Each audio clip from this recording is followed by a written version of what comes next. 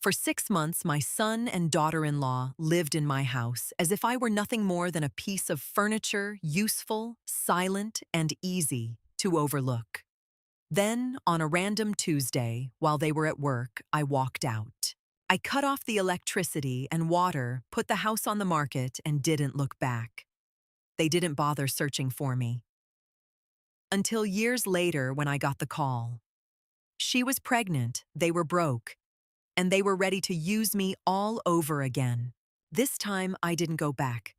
I kept walking. My coffee was already stone cold by the time my daughter-in-law, Brooke, walked into the living room without so much as a glance in my direction.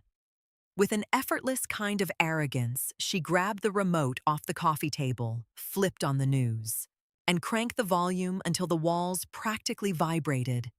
It was like I was just another inanimate object in the room. My son Julian followed her a moment later, his eyes glued to his phone as he slumped into the armchair. This was my house, my hard-earned furniture, and my Sunday morning. Yet there was a suffocating atmosphere in the room that made me feel like a stranger in my own home. "We need the car tomorrow morning for the weekly grocery run at the Costco complex," Brooke announced to the room. She wasn't talking to me. She was stating a fact that didn't allow for an argument. She didn't ask if I had doctor's appointments, a trip to the bank, or plans with my longtime friend Martha. To her, I was just the manager of resources that she felt entitled to. I watched her quietly over the rim of my cup.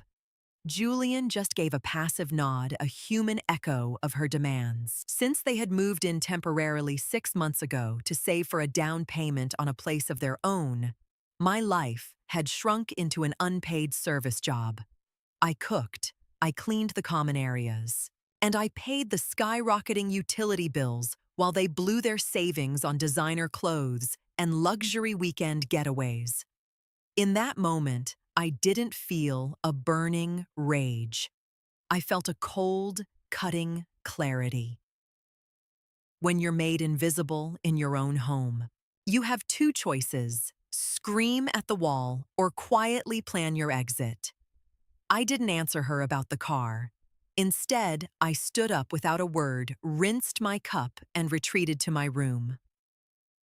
The plan was set. The next Monday morning, my car stayed locked in the garage. I had the only key tucked safely in my purse. Through the bedroom door, I could hear Brooke frantically tearing up the kitchen looking for them. "Hazel, where the hell is the spare key?" "We're going to be late!" she shrieked from the hallway. I stepped out dressed and ready for a long walk in the fresh air. "The car isn't available to you today," I said, my voice leaving no room for debate. Her face contorted instantly into pure disbelief and rising anger. "But we planned this whole trip today," she practically yelled. I looked her dead in the eye, not even blinking. "Then you'll have to take an Uber or use a delivery service. My mobility isn't your property." There was no further discussion. I left the house and headed straight to the bank. There, I had my accounts split. I closed the joint household account that had been covering everyone's expenses and opened a private one that only I could touch. Then, I went straight to the utility companies downtown. I adjusted the monthly prepayments for electricity, water, and gas to exactly what I had used back when I lived alone. Anything beyond that base amount would no longer be automatically pulled from my account. It was a simple, mathematical solution to a deep-seated human problem. When I got home that afternoon, the atmosphere was frozen. Julian was sitting alone at the kitchen table, looking visibly uncomfortable. "Mom, Brooke says you've been acting extremely weird today," he started lamely. I sat down across from him. "I'm finally acting responsible toward myself, Julian. From now on, I'm managing my own resources. Here's the list of your shares for groceries and cleaning supplies. Starting next month, everyone handles their own business." Over the next 2 weeks, something strange happened. While Brooke tried to punish me with more ignorance and a performative silent treatment, I was meticulously preparing my next big move. I stopped fighting over the dirty dishes or the crusty pots they left in the sink as a provocation. I just stopped cleaning them. I only washed my own laundry and cooked small portions just for myself. The kitchen no longer smelled like the heavy, greasy roast they loved. It smelled like the light, fresh greens I had always preferred. They barely noticed the shift, so consumed were they by their own drama and their digital worlds. Meanwhile, I had quietly rented a cozy little apartment on the other side of town near my sister. It was a bright place with lots of natural light, far from the constant noise of Julian's video games or Brooke's hour-long speakerphone calls. Bit by bit, almost imperceptibly, I moved my most personal things there. My favorite books, the family jewelry, the old photo albums. Back at the big suburban house, only the heavy, bulky furniture remained the stuff I planned to sell anyway. In her arrogance, Brooke probably thought I was just sulking in my room because I was lonely. In reality, I was strategically moving my entire life to a place where I could be Hazel again, not just the mother. One evening, I heard her whispering snidely in the hall. She'll get over it once she realizes she can't handle being alone, Brooke said, confidently. She has nobody else in her life. Those cold words were the last bit of glue holding me to that house. They thought I was isolated, and therefore easy to control. They had no clue I had already contacted a realtor to have the property discreetly appraised. A house that size was just dead weight for a woman who finally wanted to be free. The day of my final move was an ordinary Tuesday in November. Julian and Brooke were at work as usual, suspecting nothing. I had hired professional movers who packed and loaded my remaining belongings in just under 3 hours. When they were finished, the house looked utterly foreign and hollow. The bare spots on the walls where my pictures had hung for years looked like open scars. Before I closed the door for the last time, I left a plain white envelope on the heavy kitchen table. Inside weren't emotional accusations or long letters. It held the official cancellation notices for the gas and electric companies and a copy of the listing agreement for the sale of the house. I drove to my new life across town, unpacked my bags, and enjoyed the absolute well-earned silence. No more adult child ignoring me, no more daughter-in-law treating me like a second-class servant. I put my phone on Do Not Disturb. I knew the storm would break the moment they got home to those gutted, cold rooms, but I wanted this moment of peace all to myself. I made a cup of tea and sat on my new balcony. For the first time since my husband passed away, I didn't feel like a shadow or a ghost in my own life. Around 6:30 p.m., my phone started vibrating incessantly on the glass table. Julian, the caller ID read. I let it vibrate until it stopped. Then came the flood of texts from Brooke. What is this performance? Where is your stuff? Why is the heat off? Answer me now. I read every line with a strange sense of distance, but I didn't reply. They'd had months to ask me how I was doing. Now they were only asking because they'd lost their comfort. 3 full months passed without a single word spoken between us. Julian had tried calling several times, but I had learned that physical and digital distance was the best sanctuary for my soul. I enjoyed my new city life to the fullest, visiting museums and obsessing over my little balcony garden. Meanwhile, the suburban house sold quickly and for a great price. The entire profit went straight into my private account, a solid financial cushion for the years ahead. Because of the sale, Julian and Brooke were forced to vacate the house on short notice. Since they had almost no savings left, Brooke had spent most of it on a new car that she now had nowhere to park for free. They had to move into a cramped, dark apartment on the outskirts of the city. I heard through my sister that things between them had turned toxic. Without me as a daily buffer cook and scapegoat for all their problems, they were forced to face each other's flaws head on. Brooke loudly blamed Julian for not having his mother under control, and Julian was clearly overwhelmed by the household chores I used to handle silently. I didn't feel bad for them. It was the logical consequence of their own actions. If you pull down the pillars holding up your roof, you shouldn't be surprised when the ceiling hits you in the head. One morning, I got a letter in the mail. It was handwritten by Julian, which surprised me. He asked for a meeting, apologized vaguely for certain misunderstandings, and then casually mentioned they were having massive financial trouble coming up with the security deposit for a new place. I read the letter twice. It wasn't the letter of a son who missed his mother. It was the letter of a desperate beggar. 2 more years of peace went by. In that time, I had traveled extensively, made new friends, and completely shed the role of the self-sacrificing widow. My life felt full again. Then, on a rainy Thursday afternoon, my phone rang. It was an unknown number. I picked up. It was Brooke. Her voice sounded different, less condescending, but more demanding, almost hysterical. Hazel, I finally got through. We have a huge problem here. I said nothing. I just waited. The silence on my end seemed to make her nervous. Look, she hurried on.